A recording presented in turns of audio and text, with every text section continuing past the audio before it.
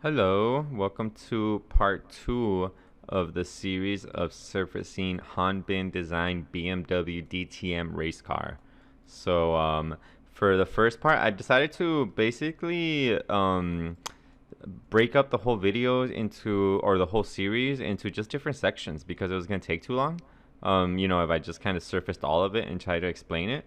So I guess I'm going to break it all up into the different parts, the front, and then the next video will be on the body side and the glass, and then I'll surface the rear.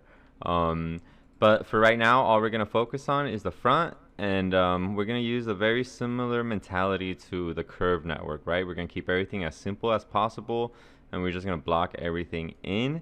I am using Alias 2020 Autostudio, but you could definitely use Alias Surfacing for the same workflow.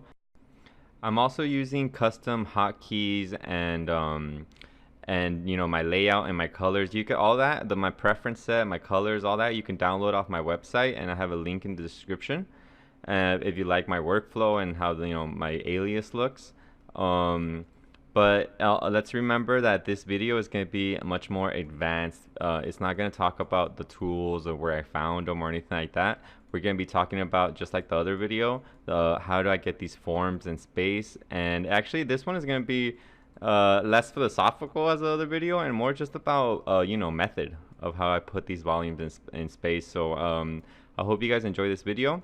And thank you for all those really nice positive comments. They're definitely honestly, they're really the reason why I do this. If I didn't get any thank yous or anything like that, I would probably get discouraged. But all the emails and all the comments and all that is really encouraging, and it's really appreciated. So thank you guys for taking the time to write those comments. And yeah, so this is a pretty cool episode. I think you guys will like it. I think there's a lot to learn here. So let's get to it. Okay, so we are gonna start with the hood, and if you guys saw my previous the previous video, you'll see that I actually surfaced it. I surfaced the hood towards the end of it, and some of the wheel wells and all that. But I'm actually besides the wheel wells, the hood and the roof, I'm gonna delete them in a second, and just so I could kind of like start fresh and start from the beginning. And and one of the things that or concepts that I started talking about in the previous video is I kept saying like anchor points, and I guess it doesn't really. I kind of want to expand on that before I get too into the surfacing, and because this is basically another, and I guess maybe anchor point would be a wrong word to say because it's not a point. It's more like it could be anything, right? But I guess what the concept behind that is basically an anchor, like a place where you can sort of hold on to and be like, okay, this is something, I'm gonna build off of this. So obviously the hood and that front like grill element area is gonna be my first like main anchor, right? I'm gonna focus a lot on that. I'm gonna start doing the curvature analysis. And I know that once I build that really good and correctly, I have a fairly safe like base to start off in, right? So as you can see here, I'm starting to add a little more CVs, and then I'm pushing that last CV row closer to the edge, because usually hoods and roofs, they always have a lot of like most of the volume is far forward, especially in BMWs too.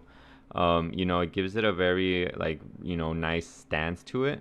And now that I kind of focused on the curve network, now I'm just using my square tool to make another surface for the hood.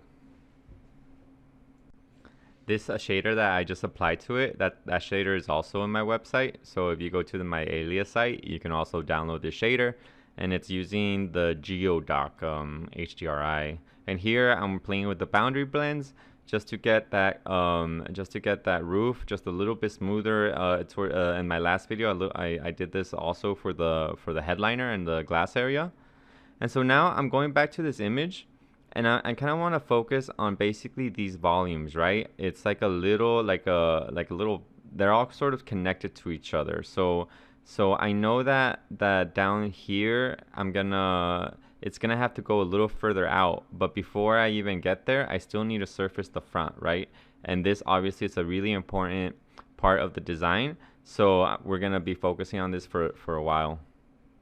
Another thing to like really notice when when you're seeing this, I do a lot of steps, especially when I project it, where I use a lot of tools to basically do the same thing, and that just kind of shows what, like, you know, how my method is. It's very sort of, you know, I just kind of go with whatever like my head is telling me, like right then and there, right? So right now, all I did is I added a curve, and I added some CVs, and then I railed it, and now I made it parallel to sort of give me that surface. And I'm gonna be using different techniques to sort of like start to analyze it and refine it.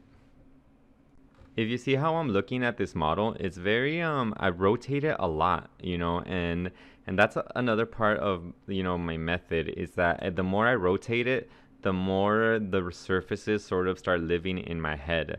So now I'm gonna get those curves I built, and I'm gonna project it to see how that grill element looks. And I could already start seeing that it just has way too much curvature, you know, like when you see that, especially when you see it from a quarter angle, you know, from the side, it starts looking really weird. So I'm like, okay, what if I move that out, and what if I move these CVs out, which actually eliminated the history of those CVs, but I don't really care.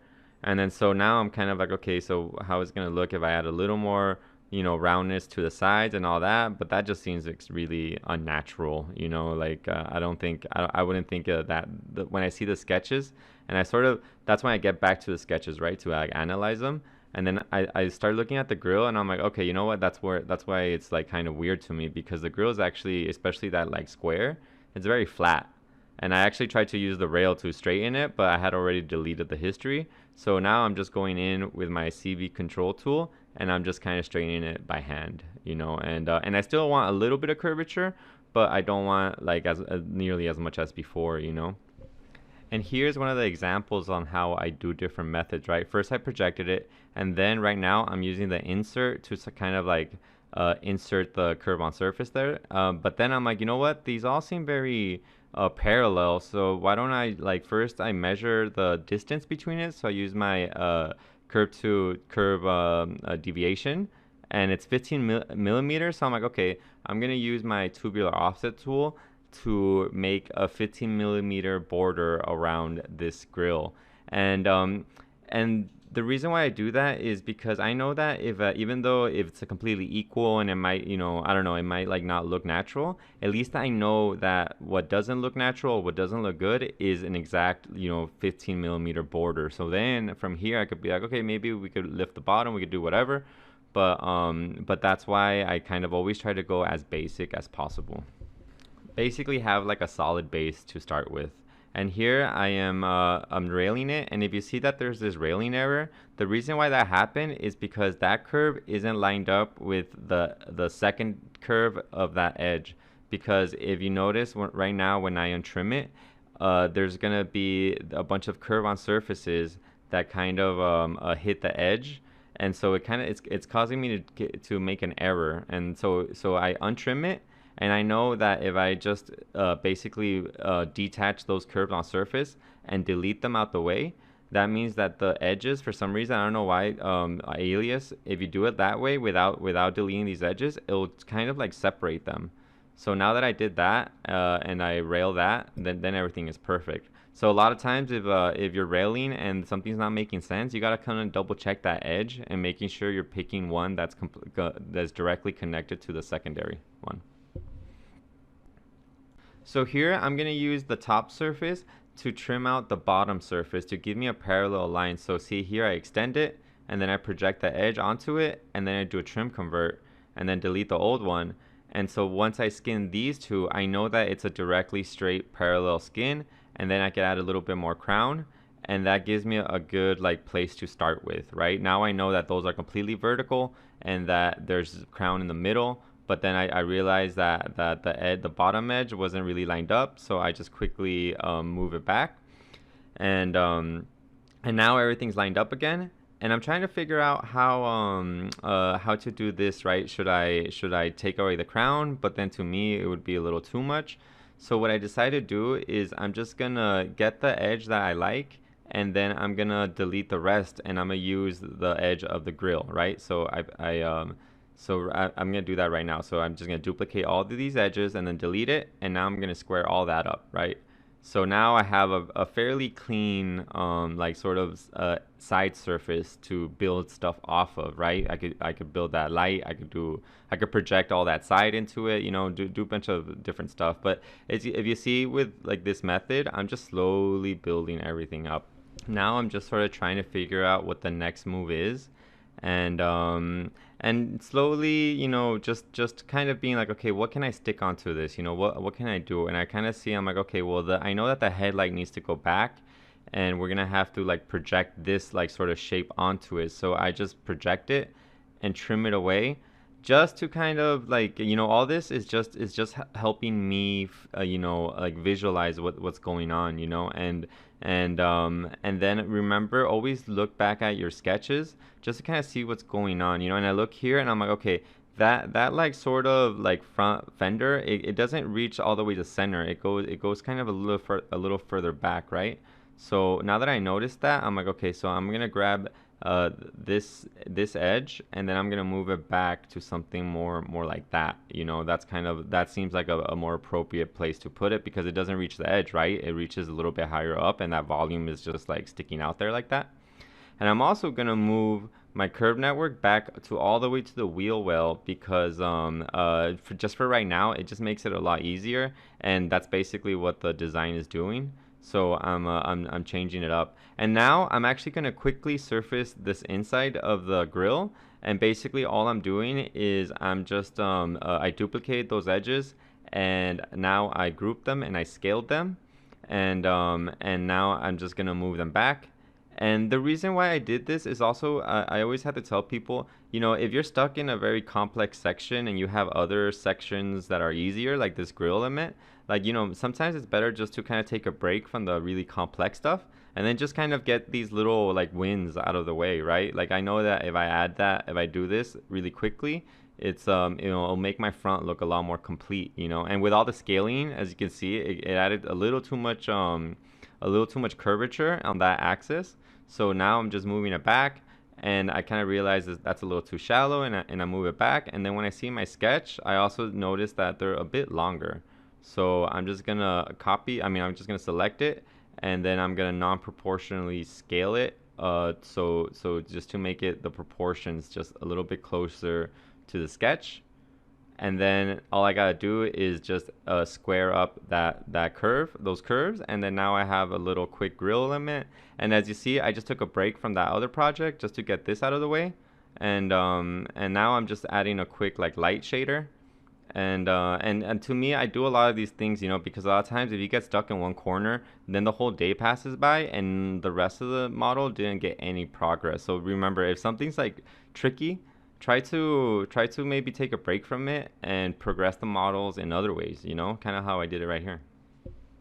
So here now I'm kind of focusing on this element and trying to find the right proportions. Of course, you know how I said in the last video, a lot of these measurements and like these angles, this is kind of where the big you know, all the years I've been doing this, that's when it kind of comes in. You know, I kind of know the separation, you know, the type of angles to get to the center, you know, what's good and what doesn't look good and what's a little exaggerated. And you know, so just remember that that's a big part of why this is kind of coming out so cleanly, you know, all the years that I've been doing it. And then I'm just gonna delete these like other curves and connect it to the edge. And just like I said with the spaceship video, right? Our curve networks, they're nothing but just suggestions, you know. I have no, like, I could definitely do whatever I want with them without really thinking twice about them. You know, that's their role. I don't really care about the curve networks. I care about the surface and how they interact with each other, you know. And here's me just kind of like rotating around trying to figure out what I'm gonna do. Remember to save very often.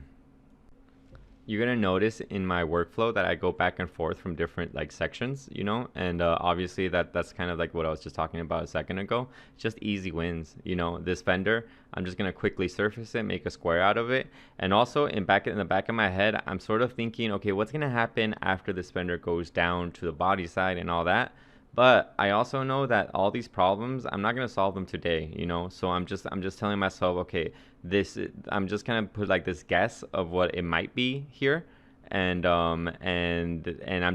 know that probably later, once I get to a body side and I start connecting it, that's probably not going to be the case. But I do know that it's gonna at least help me already start to visualize the whole you know, front. So I just kind of did that. And also, if you see this sort of like S wave for the sides, this is very typical of a BMW. You know, BMWs have like this S-ing to a lot of the volumes. You know, that gives it a really nice like flowy feel to them. And yeah, so I sort of applied that sort of surfacing logic to this corner, and that's another big part of all this situation, right? Just knowing what company, what they use, what they like, you know. And obviously, now that I quickly surfaced that, I go back to the stuff that was kind of complex. You know, when I look back at this video, it's a little intimidating, you know. Just kind of in these points, you know, where you don't know if it's gonna come out right and if that's the correct things you do. You know, it's like, I could definitely understand how somebody who's just starting a career in this, how it might feel very daunting, because even as a professional who's been doing it for so long, I still kind of get like, oh, okay, so this has to connect to here, and then I hope that the curvature is right to the fender, you know. So I'm just slowly, you know, taking my time in this section, and trying to kind of, you know, find a good medium to start with, you know. That's kind of what I start to imagine once I get to, like, I don't know if frustrated or anything, or when I'm kind of like intimidated. I'm just like, okay, well, you know what, I'm never gonna know if this is the correct place, but I'm just gonna do whatever I can right now, you know. Just if I know what's wrong, I could start heading to the right direction, you know. So now I am connecting my fender, and obviously I'm not thinking about what's going to happen on the other end of that when we get to those crazy geometric shapes, because today's goal is just to start surfacing in the front, right? Connecting the ends, and now I'm going to add a little bit of curvature.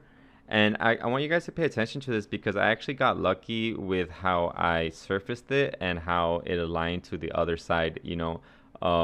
The first time I aligned it, I was like, okay, now that I have a surface there, I see that that's a little too much crown for or, you know, or curvature for that. So I make them a lot flatter, since it already has so much you know, like shoulder. And then I basically square up that corner, and I'm kind of like right now, like, sort of praying, like, okay, I hope that once I find curvature, like, you know, if I make it that 3 line, if I make a curvature, I hope everything finds balance and it's good. And then I gotta make sure my collinear option is off. And look, it actually came out very clean right off the bat. And all I have to do is get that bottom line and align it. So I was kind of like, you know, within a couple millimeters of the correct, like, curvature, like, surface, you know. And I really, you know, when I kind of surfaced this and everything came out very clean like that, I want to, like, remind you guys that also, like, you know, that doesn't really happen like that all the time, you know. Like, it's really, I felt like I got really lucky there. And I don't want to, like, I don't want this video to, like, seem like, oh, like, you know, I could surface this, I could do this, you know, because this is fairly difficult, you know. And I'm saying that not in a way to try to be like, oh, hey, look what I can do. It's more like, you know, don't feel discouraged if you know, it doesn't come out as smooth with you, you know. It's like, you know, it's not supposed to come out like this. It just kind of made sense in this model, you know. And then obviously that I just did a quick railing across the whole edge to give myself a nice like little like strip to focus with. And now I'm going to start focusing on the bottom of this fascia, you know, this little grill element. So here I use the insert tool to get me a line that is in relationship to that bottom line, and then I'm going to use that to connect this little blue line based on that grill. Or I guess it wouldn't be a grill, it would be more of a fascia. And now I'm going to delete these other ones because I don't really need them right now. And obviously I'm still kind of confused trying to figure out how I'm going to block all of this in. A big thing to focus on when I'm doing this is the fact that I block in even the back end of that, because it's really important, especially with these openings, because you don't want to kind of have some crazy stuff all over the place and then all of a sudden you realize you need to figure out how you're going to close it off, you know. It's always better that in the beginning you sort of have that in the back of your head and you try to solve all of those issues as soon as possible to make your life much easier. So now that I look back at this fascia, I realize I basically do all of this just using the rail tool, and just kind of extrapolating everything, right? I get that I have that curve, and I rail it, and now I'm detaching it, and slowly I'm building up this network, and I grab that little curve in the corner and I attach it. And if you notice here, what's happening is I'm trying to figure out what's the next step is, and I'm kind of up in the air, right? Like that point is sort of nowhere, and I'm like, okay, how can I build, like I'm trying to find some sort of a foothold, right? And then I'm like, oh, okay, well, this wall still needs to be there, and it's gonna be attached to this, so at least I could use this as a way to continue and progress the model, right? It's like just slowly trying to find things that got built off the previous things, you know, especially when we're talking about these sorts of situations where there's like an inlet and all that. It's really difficult, you know, like to kind of like form that in your head, you know. So here I just quickly I move those back surface that back surface a little more. I make it a little more shallow because I thought it was a little too far back, and then I connect that one line to there, and then here I'm gonna rail that, and then I'm gonna rail that, and that's gonna give me a natural intersection. And then before I intersect them, I want to add a little bit of more volume, so I'm gonna select these two curves, you know, change the degrees, add a little more volume from the top, and then use my intersect tool, and this is how I kind of do these little like triangle surfaces, you know. And now I'm gonna rail that, and there I got my back end surface, right? So then I'm gonna use my intersect tool, and then I'm gonna use my trim convert to just redo this one, because remember I always try to kind of keep everything edge to edge, and you know, as little trim surfaces as possible. But obviously I don't care that much, you know. If it's easier getting trimmed, then just trim it away, you know. But when there's little squares here and there, I'll just do the trim convert tool. And here I'm just getting that edge and projecting it onto that wall, and then I'm trimming it away just because I try to close up all the little trim surfaces, because once you have it all closed up like that, it's really easy to read. It's really easy to change, you know? Like when there's a lot of different surfaces and design elements just floating in space, it's very difficult to know what is real and what is just kind of like fantasy. But if you kind of use this method where you block everything in first and everything is squared up, and even though the first initial like structure might not be exactly what the design wants, it's a structure that you could start using to develop to carve out the rest of the more intricate surfacing and design elements, you know. So always try to keep this as basic as possible, you know. And and yeah, so here I'm just gonna continue to basically do this like little lip on the bottom, and then I'm gonna use my symmetric plane align to keep it centered down the middle. And now I got the sort of outside part of this done. So now I'm gonna add a curve here, and I'm gonna use that curve to make a little bit of a lip there. So then I'm gonna use my railing again, and also I'm gonna color it blue so I could kind of see how it looks like. And also I wanted to let you guys like sort of notice that as I'm building it, I'm also shading it and, you know, making everything look good. Just because, you know, even though it's not necessary, the more you can kind of figure out how it's gonna look like, and the better it looks in your screen, the better your life just gets in general. You know, the designers like it, the directors like it. So every time I'm working, I always try to shade everything and light it right. You know, so or not right, but just something pleasing to look at. And since I use a lot of railing and a lot of parallel railing, I know that most of my surfaces are straight, and I also know exactly when I start to twist them, right? So right here, I kind of want to connect this to the edge just to make my life easier right now. And that sort of means that there's going to be a twist in that surface, and I'm just going to have that in the back of my head because I kind of know all of this model very intimately. And so I know even like those strips, how they relate to each other, if they twist or not.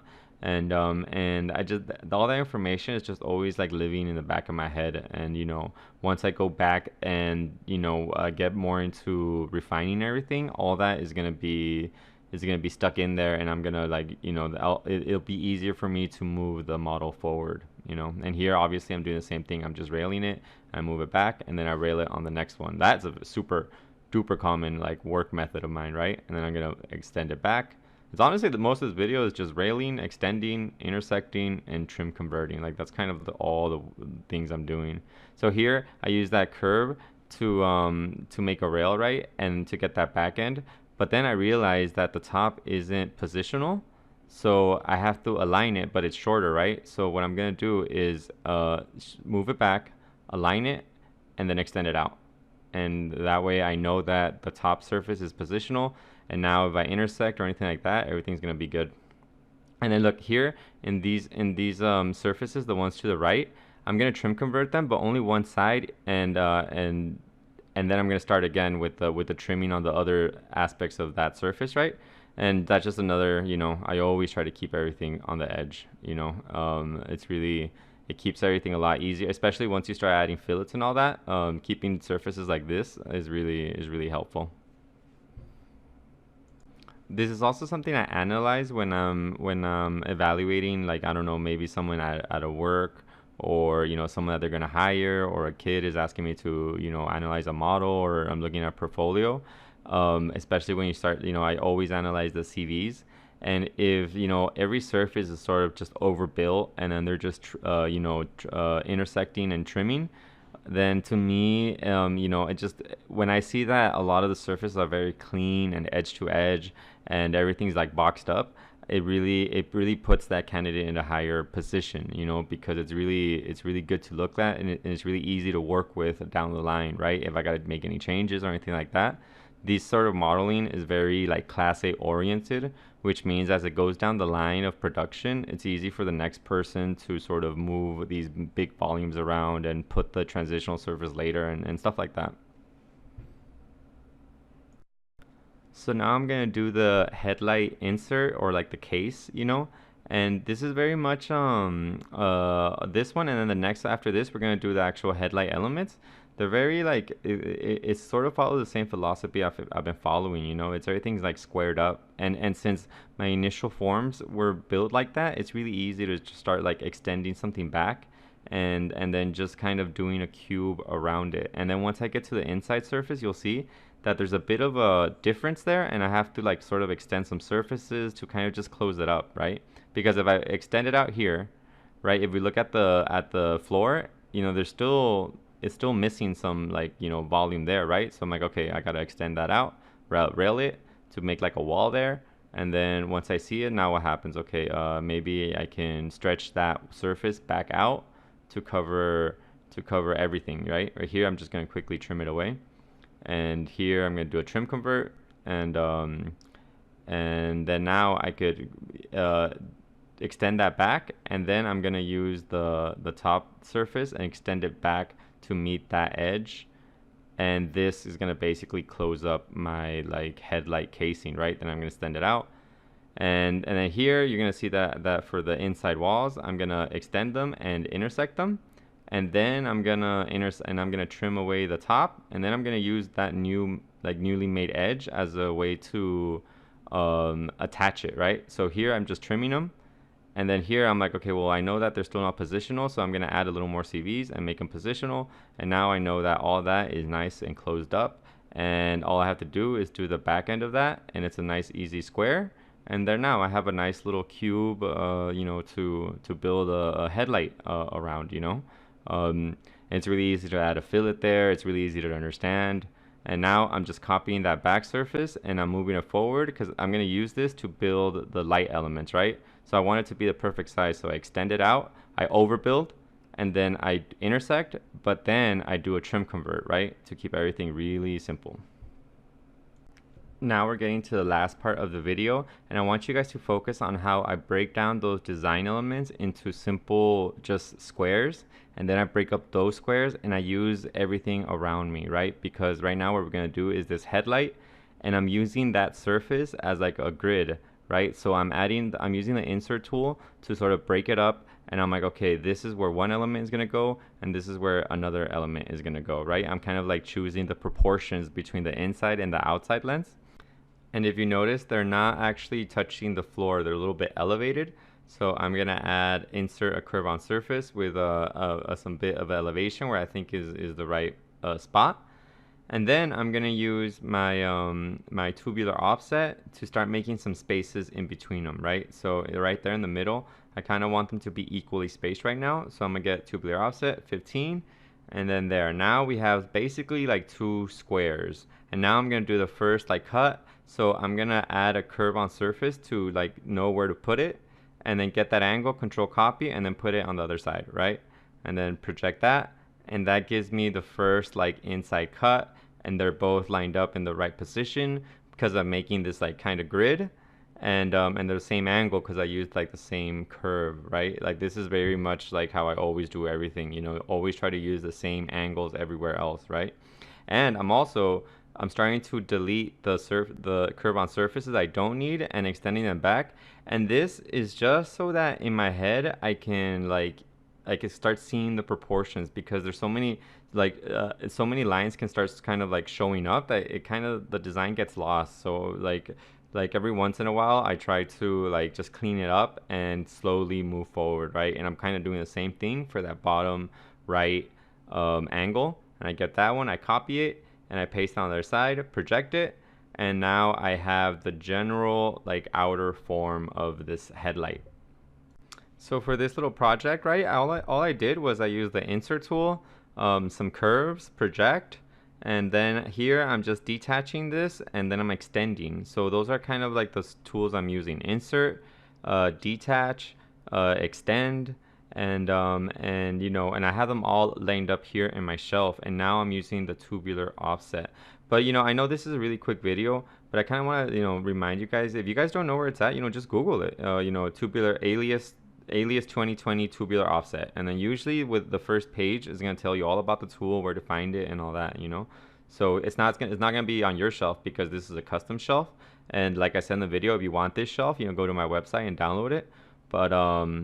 But yeah, just remember that even though this is a more advanced video, if there's any tool you don't need, you know, nowadays there's a lot of resources for Alias. So just gotta Google a little bit, and or maybe even ask here in the comments, and if you guys can like sort of answer amongst yourselves, that'll be cool too. So see, there you go. That's how I kind of did this cool little light element, and I'm shading it up again, making sure everything looks good. And the funny thing is, after I did all of that, I kind of realized that they're just a little too big, and so I kind of want to scale them up, or like, I mean, squish them. And so what I do is, at first I try to extend it, and it doesn't really work out. But then all I do is like a non-proportional scale, which kind of ruins the whole like structure I had before. You know, like here this is where I try to extend it, and then it doesn't really, a lot of the lines don't move with it. So I'm like, okay, well, I can't do that because it's going to change those proportions.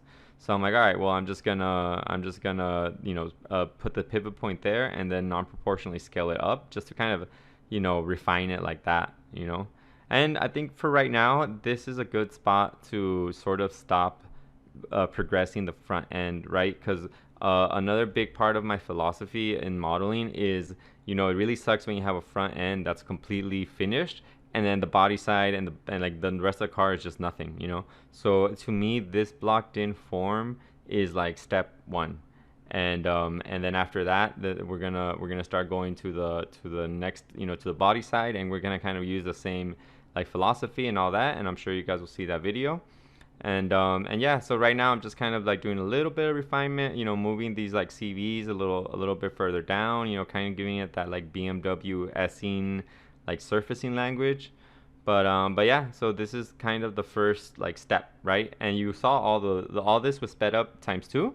So overall, we're seeing about an hour of work. You know, we went from a curved network to a blocked in front, and I think so far we did a good job. So yeah, let me for an outro, let me open up the model. I'll talk about, you know, some of the things I've noticed, and you know what we're gonna change later, and then talk about what we're gonna do on the next video with the body side. Okay, so this is where it's at today. Well, you know, when I filmed this.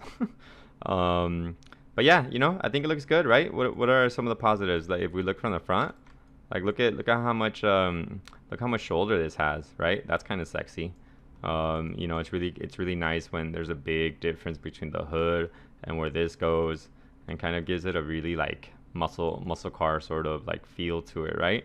Proportion speaking, right? Aren't we we're getting there? If we see the what he had, you know, obviously the proportions are going to be a bit different because, you know, in the sketches everything's a bit exaggerated, but I think we're getting the good we're getting a good like feel for it, right? A good and obviously if we, you know, even now when I model it, there's a lot of things that I kind of already want to change, right? Like there's a couple, like for example, to me this surface is twisting, right? And there's just, you know, a lot of times that when you're working this fast, there's going to be, this is also a very straight surface, so I'll probably need more volume here. um but it's fine, you know, like I can't be thinking too critical over anything right now because we still got all of this left to surface, right? And once all this volume, right, once it gets here and intersects with this or how it relates to this, that's gonna be, you know, that's a whole other mission, and we'll, you know, we'll get there in the next video. But for right now, all I wanted to do is make a bunch of progress, you know, basically get the face done, you know. And so yeah, I hope you guys enjoyed this video. I hope you guys learned a lot. I do apologize if I didn't explain something correctly, or, you know, you didn't understand it. You know, feel free to ask me in a comment, you know, for me to maybe repeat, or, you know, maybe phrase it in another way. You know, that to me, as long as it's a smart question, I always appreciate them, and, you know, I'm always take the time to, you know, write back. But yeah, I hope you guys enjoyed this video. I hope you guys have a nice day, and yeah, I'll see you guys around. Bye bye.